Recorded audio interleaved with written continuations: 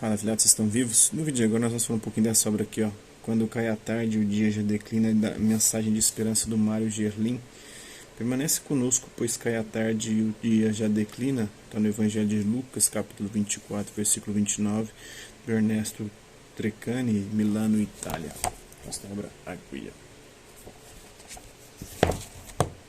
Este livro do padre Mário Gerlin é dedicado às pessoas da terceira idade que talvez se afastaram da fé, mas lá no fundo do seu coração estão lembranças da juventude, do catecismo, da primeira comunhão, da crisma, do casamento religioso. Embora vivam desligados do pensamento religioso, no fundo do coração deles, a boa semente um dia plantada continua a germinar. Então, para eles, ele dedica o livro. O livro é muito bem feito porque, no fundo, é um catecismo para adultos. Ele se serve do catecismo de Pio X, do catecismo para adultos do episcopado italiano, transcreve muitos trechos do Concílio Vaticano II, traz muitas reflexões valiosas, traz orações, salmos, trechos da Bíblia, mas no conjunto apresenta a doutrina cristã de maneira muito clara, muito bonita, muito agradável, que a gente lê com satisfação. Mesmo quem conhece a doutrina da Igreja pela teologia tem prazer em ler essas páginas pela maneira tão espontânea com a qual ele vai apresentando os vários temas da nossa fé. Eu tenho certeza que este livro fará muito bem a todos, não só aqueles que se afastaram um pouco da igreja, mas a qualquer pessoa, como uma boa renovação dos conhecimentos da doutrina cristã que devem iluminar a nova vida. Os comentários de Dom João Rezende Costa na Rádio América. Dom João Rezende Costa, né? Por esta unção e pela sua píssima misericórdia, o Senhor vem em teu auxílio, com a graça do Espírito Santo, para que, liberto dos teus pecados, ele te salve e, na sua bondade, alivie os teus sofrimentos. Amém. Senhor, livrai-nos do mal. Padre Mário administra a unção comunitária dos enfermos a um casal de enfermos idosos, os Pombinhos, no Hospital Asilo São Francisco de Assis, em Mambuí, Minas Gerais. Aos meus pais, Amadeu e Madalena, que envelheceram serenos e morreram na paz do Senhor, unidos por um amor que cresceu dia a dia através do sofrimento, acolhido e vivido com grande fé e força de ânimo. Ó insensatos e lentos de coração para crer, não era preciso que o Cristo sofresse tudo isso e entrasse em sua glória?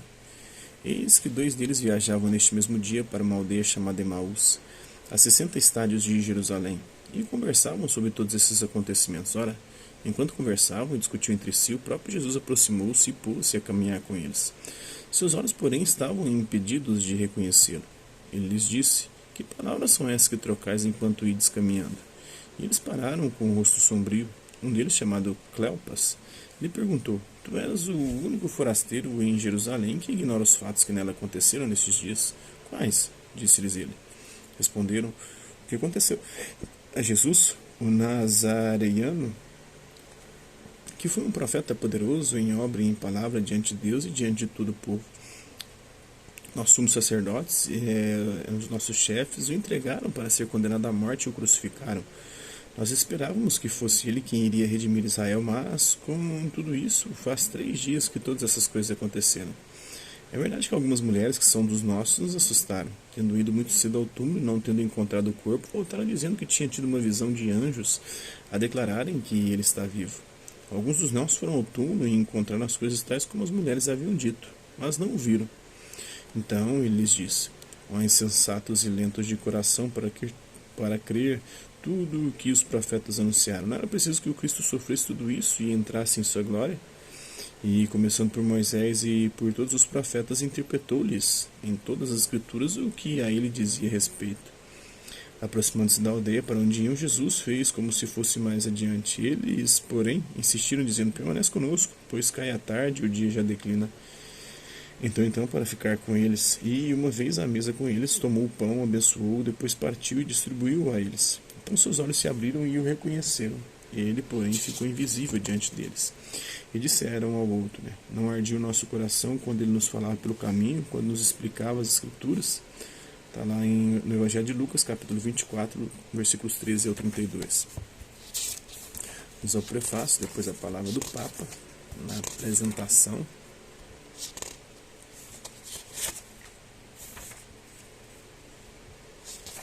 Na introdução desse belo livro, o Padre Mário nos conta o que o levou a elaborá-lo. Segundo ele, converteu-se à fé católica aos 35 anos, ou seja, del messo del camin di nostra vita, no dizer de Dante. Não acompanhei a trajetória da vida do Padre Mário. Conheço-o já há anos, mas não vivi com ele sua infância, sua adolescência, nem sua mocidade. Apesar disso, faço uma ideia do que deve ter sido a caminhada do jovem Mário em sua descrença e em sua busca da fé. Acredito que tenha havido esta busca, pois que finalmente encontrou a fé e encontrou a Deus. São muitos e variados os caminhos que levam a Deus. Talvez por serem exatamente caminhos que levem a Deus. Porque fazem parte do caminho o ato de palmilhar, a tentativa e o erro, o cair, o levantar-se, a tentação de desistir e a garra de continuar. A ideia de buscar e o desejo de encontrar, ao final, algo que justifique o próprio caminho, que lhe dê sentido e valor, algo pelo qual tenha valido a pena caminhar. É da natureza do homem buscar e parece ser da natureza de Deus poder esperar.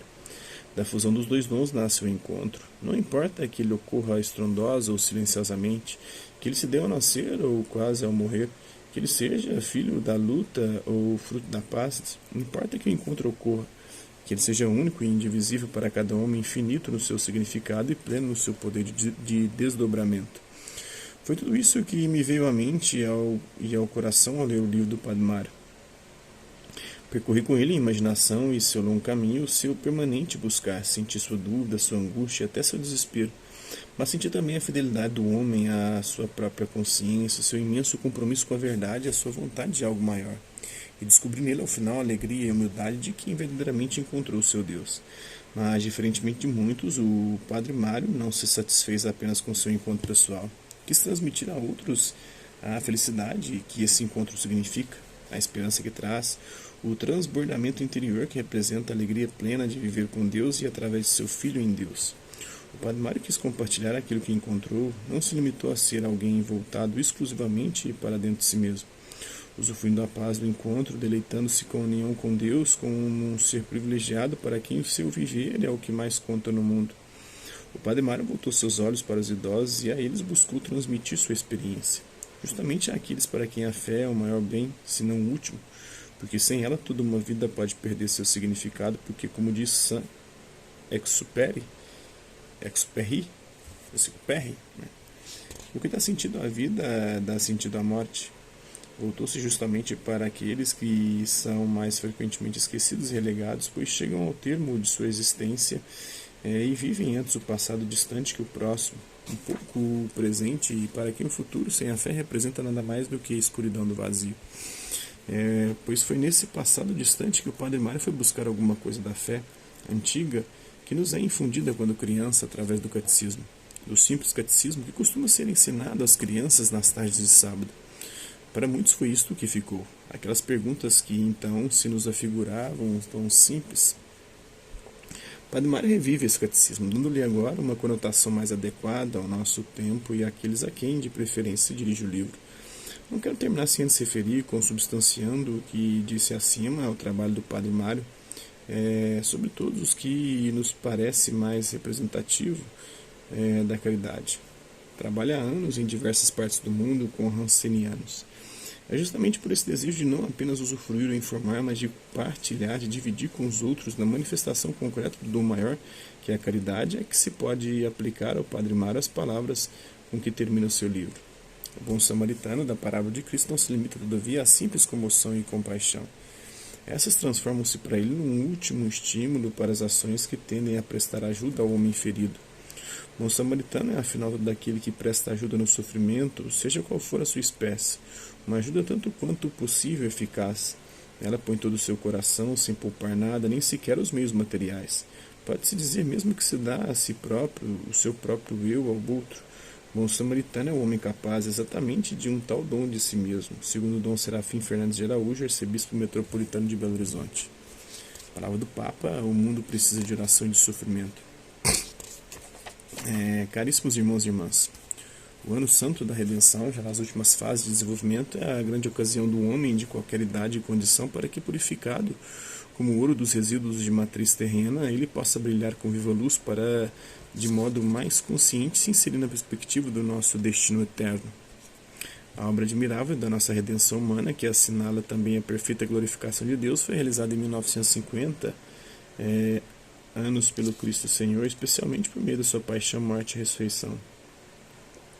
Com o mistério pascal, Jesus, ao morrer, destruiu a morte, e ao ressurgir, deu de novo também a nós a vida. O cristão que se sente atormentado pela necessidade e pelo dever de lutar contra o mal através das tribulações e de sofrer a passagem obrigatória da morte, está associado ao mistério pascal e assim como se configura a morte de Jesus, assim também irá ao encontro da ressurreição, confortado pela esperança, segundo a Gaudete Spes. É a Constituição dogmática, a Constituição pastoral, do Concílio Vaticano II. Vós, caríssimos irmãos e irmãs, começastes a fazer parte da categoria dos anciãos, constituída por homens e mulheres provenientes de todas as classes sociais, de todos os níveis culturais. Assim, canceladas as diferenças aparentes, se irmanaram numa só coisa na própria dignidade de pessoa. O ingresso na terceira idade deve ser considerado um privilégio, não só porque nem todos têm a aventura de alcançar esta meta, mas também e sobretudo porque este é o período das possibilidades concretas de reconsiderar melhor o passado, de conhecer e de viver mais profundamente o mistério pascal, de se tornar exemplo na igreja para todo o povo de Deus. Estou certo que a celebração jubilar será para vós um momento forte de enriquecimento humano e espiritual. Para alcançar tal objetivo, não vos deixeis surpreender pela tentação da solidão interior. Apesar da complexidade dos vossos problemas a resolver, das forças que progressivamente se debilitam, e não obstante as insuficiências das organizações sociais, os atrasos da legislação oficial, as incompreensões de uma sociedade egoísta, vós não estáis nem deveis sentir-vos às margens da vida da igreja, elementos passivos de um mundo em excesso de movimento, mas sois sujeitos ativos de um período humano e espiritualmente fecundo da existência humana. Tendes ainda uma missão a cumprir, uma contribuição a dar. Segundo o projeto divino, cada um dos seres humanos é uma vida em crescimento, desde a primeira centelha da existência até o último suspiro. O programa do desenvolvimento contínuo projeta-se para o alto até a exaltante imitação da perfeição mesma de Deus. Ninguém tem o direito de dizer basta. Vós não deveis parar nem considerar-vos seres em decadência. Diante dos olhos de Deus, este período da vossa existência tem um significado de graça, porque a vida humana em cada etapa é, depois da vida mesma de Deus, o maior dos valores. Se a sociedade tecnológica não vos aprecia ou até mesmo despreza, como muitas vezes acontece, é porque ela entrou numa fase de crise profunda, precisamente desde quando acreditou estar autorizada a rejeitar o dom das crianças e dos idosos. E ela está a criar a sua própria e progressiva senectute, também por causa da diminuição dos nascimentos, e se fechou num círculo sem futuro. Pois bem, nesta mentalidade do consumismo supérfluo e do materialismo sistemático, vós podeis e deveis tornar-vos fatores de renascimento, determinando a necessária inversão de tendência na família e na sociedade. O problema dos anciãos é um dos grandes problemas da sociedade como tal. Não é só uma questão de assistência, de beneficência, de serviço. Deve-se favorecer a atuação de um envelhecimento ativo. O problema primário é a valorização das pessoas. É preciso fazer que a riqueza humana e espiritual, as reservas de experiências e de conselho acumuladas ao longo de uma vida inteira não venham a ser dispersas, mas estejam orientadas para benefício das gerações mais jovens. Para atingir o objetivo é necessário, antes de tudo, que o próprio ancião tome consciência das possibilidades que tem à sua disposição, para que também na idade mais avançada o seu ânimo continue a acrisolar-se. A esta altura, caros irmãos e irmãs, desejo exortar-vos com toda a alma a recorrer. Na verdade, é até aqui mesmo que eu vou hoje só. Então é isso aí, espero que vocês tenham gostado do vídeo. Quem curtiu, dá um like, quem não curtiu, dá um dislike. Quem se interessar pelo conteúdo do canal, é só se inscrever, acionar o sininho e guardar os próximos vídeos e as próximas notificações. Deixe também seus comentários dentro do que você tem achado dos vídeos, sugestões de temas e assuntos para serem abordados em vídeos posteriores. E colabore com o nosso canal, compartilhe os nossos vídeos e ajude-nos a chegar ao número de pessoas possíveis. Eu gostaria de agradecer aos mais de 3 mil inscritos no nosso canal. Agradecer também aqueles que por conta de conteúdo que passa por aqui, deixando sua visualização, seu like, seus dislikes, seus comentários, que eles compartilhem os nossos vídeos, compartilhem o nosso canal, seja aqui nas plataformas no YouTube e outras redes sociais. No mais é isso aí. Hasta la vista, babies. Até a próxima.